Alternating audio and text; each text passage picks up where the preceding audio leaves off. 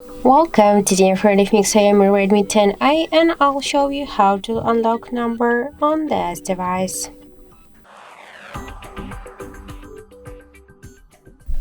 So if you want to unblock number on your XIAOMI device and you don't know how to do that, you should first open the phone application and then tap on the right upper corner on these three dots.